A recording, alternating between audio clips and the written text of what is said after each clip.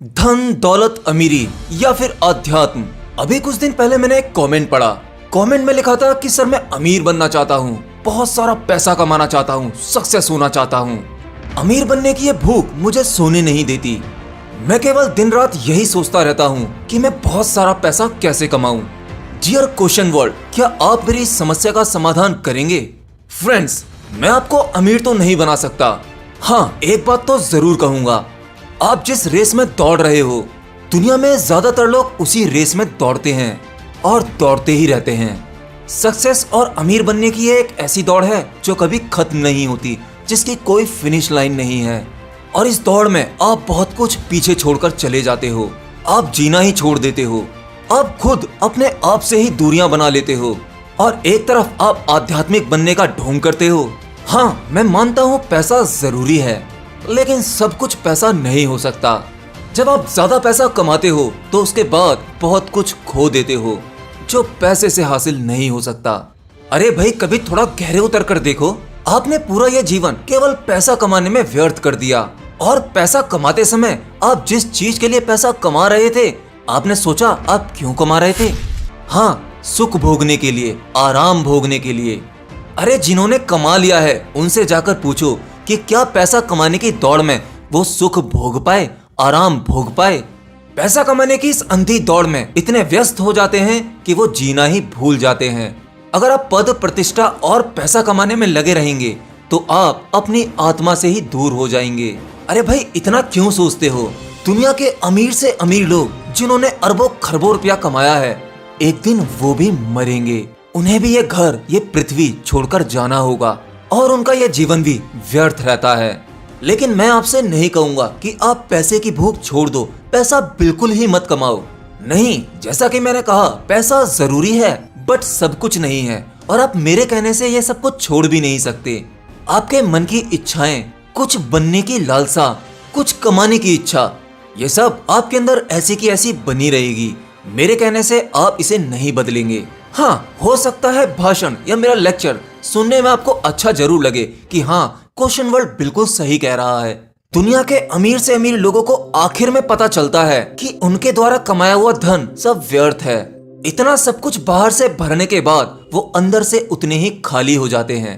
और हाँ, एक मजे की बात तो यह है कि धन की व्यर्थता जब भी पता लगती है जब आप धन कमा लेते हैं। अगर अभी आप अमीर नहीं हुए, आपने धन नहीं कमाया, तो यह आपको नहीं पता लगेगा। तभी तो बुद्ध और महावीर जैसे लोग अपना राजपाट, पद, प्रतिष्ठा सब कुछ त्याग कर जंगल चले गए और भिखारी बन गए, क्योंकि उन्होंने अपने भीतर के धन को पा लिया। और जिसने अपने भीतर के धन को पा लिया, उसके लिए बाहर का सांसारिक धन और सुख सब व्यर्थ हैं। मेरा मानना तो यह है कि आप एक साथ आध्यात्मिक और अमीर नहीं बन सकते। हाँ, जब आप अमीरी से ऊब जाते हो तो आप आध्यात्म की तरफ अपने आप ही मुड़ जाते हो। एक बात और, आपने अपने आसपास राजनेताओं यानी पॉलिटिशियंस को देखा ही होगा। वो दुनिया पर राज करना चाहते हैं, अपनी कुर्सी से ऐसे चिपकना चाहते हैं जैसे मानो उसे साथ ही लेकर जाएंगे। और एक राजनेता की बुद्धि बड़ी ही कमाल की होती है। और मैं तो ये कहूंगा कि एक राजनेता एक पॉलिटिशियन से बढ़िया एक सड़क के किनारे बैठा हुआ भिखारी होता है।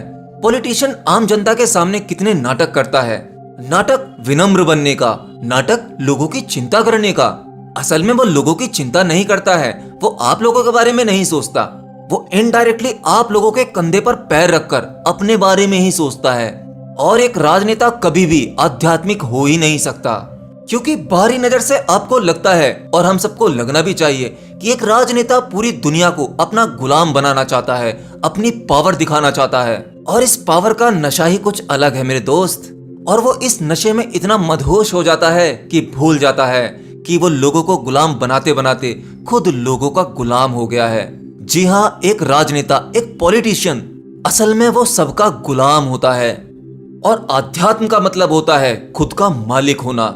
जब आप अपनी मालिकियत का दावा करते हैं तो आप अपने भीतर की तरफ मुड़े हुए हैं। मालिकियत का सबसे बड़ा एग्जाम्पल आपको डायगोनिस्ट से मिल जाता है। वह एक अद्भुत व्यक्ति था। जब एक बार राजा के सैनिक उसे पकड़ने आए तो उसने कहा कि अरे भाई, इतना कष्ट करने की क्या जरूरत थी, इतने सारे लोग मुझे पकड़ने के लिए? मैं तो खुद ही तैयार हूँ आप लोगों के साथ चलने के लिए। आप जहाँ कहेंगे मैं वहाँ चलने के लिए तैयार हूँ। बंदी उसे बनाया जा सकता है जो आपका विरोध करे, जो हवा के साथ बहने को तैयार है, उसे कभी बंदी नहीं बनाया जा सकता। और इसे कहते हैं अपनी खुद की मालकियत। एनीवे, आखिर में मैं एक ही बात कहूंगा, जब कभी आप लोगों को सांसारिक दुख घेर ले, अमीर बनने का, पद प्रतिष्ठा पाने का, आपको ये चीजें सोने ना दें, आपको संसार के दुख परेशान करने लगे, तो केवल एक बात दिमाग में सोचना और गहराई से सोचना कि बड़े से बड़े धुरंधर, बड़े से बड़े रईस, बड़े से बड़े अमीर सब मरते हैं, सबको जाना ही होता है। और अमीर बनने के उस प्रोसेस में जितना भी त्याग बलिदान दिया होता है, जितनी भी मेहनत की होती है, कि सांसों के रुकते ही, उसके मरते ही सब व्यर्थ हो जाता है, सब बेकार हो जाता है। बस ये शब्द आपको एक आध्यात्मिक एनर्जी देंगे, आपको एकदम से रिलैक्स कर देंगे। बस जरूरत है आपको इसकी गहराई में डुबकी लगाने की। तो बस उम्मीद करता हूं आपको जवाब मिल गया होगा।